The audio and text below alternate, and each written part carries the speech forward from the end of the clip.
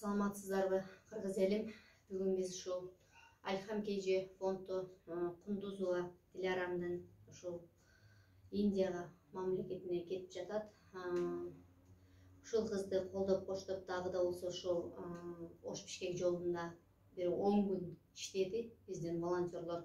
Ошол отчетту тапшырып койсом, буга чейин өткөн сандардын колуна жыйынтыгын чыгарып биз Дилярамга өткөзгөн сумманы айтып койсок. Ошондо биз Дилярамга ошо Ош Бишкек жолунда 10 күн иштегендеги акчанын суммасы 19.600 болуп жатат. Буга чейин тапшырылган суммалардын ар бири видео снимактары бар. Күйөөсү Нурлан акенин өз колуна тапшырып жүргөнбүз, ар бир снимактарыбыз бар.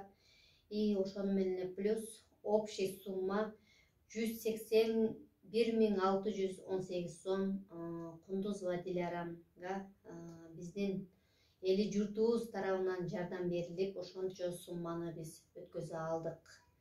Эми өзүңдүн ыраазычылыгыңды айтып койсоң, Кундуз. Дилярам, кечиресиң. Ошо элиме рахмат айтам. Ушунча акча чогултуп мага жардам бергениңиздер үчүн сиздерге чоң ыраазычылыгымды айтам. Аллах ыраазы болсун. Накейкан ушу элден келген акча, мына жерде ар бир ушу мелочтар бар жогу эсептелген, саналган.